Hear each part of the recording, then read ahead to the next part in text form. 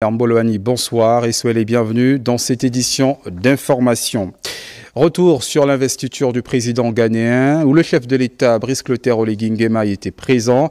On le rappelle, aux côtés de plusieurs chefs d'État et de gouvernements africains. John Dramani Mahama est élu pour un second mandat après 8 longues années dans l'opposition. Il se positionne aujourd'hui comme le restaurateur du pays qui fait face à de nombreux défis, notamment énergétiques, économiques et sociaux. Le point avec nos confrères de la communication présidentielle. Cérémonie solennelle d'investiture du président ghanéen nouvellement élu, John Dramani Mahama. La place Black Star d'Accra a refusé du monde. John Dramani Mahama qui a obtenu 56% de suffrage, lui ouvrant naturellement la voie d'un second mandat après 8 ans dans l'opposition. Moment phare, ce serment devant les juges de la Cour suprême, la récupération des attributs de chef d'État. Le président élu s'est ensuite adressé au peuple ghanéen ainsi qu'aux nombreux illustres hôtes chefs d'État et de gouvernement africains, parmi lesquels le président gabonais Brice Clotaire Oligui Nguema. Le dirigeant ghanéen a saisi cette opportunité pour réitérer ses ambitions pour son pays.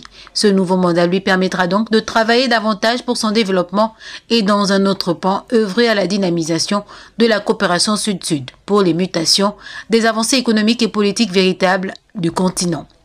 Au plan strictement intérieur, dès le début de ce mandat, Mahama devra affronter une crise énergétique immense, un problème qui avait déjà marqué son premier passage à la présidence de 2012 à 2016, passage caractérisé par des fréquents délestages et une instabilité macroéconomique assortie d'une accusation de corruption. En outre, Mahama devra s'attaquer à une inflation galopante qui a atteint 23% en novembre dernier. Inflation rendue bien perceptible par la hausse des prix des denrées alimentaires. En parallèle, il a promis des investissements massifs dans l'agriculture et les infrastructures, tout en plaçant la lutte contre la fameuse corruption au sommet de son agenda.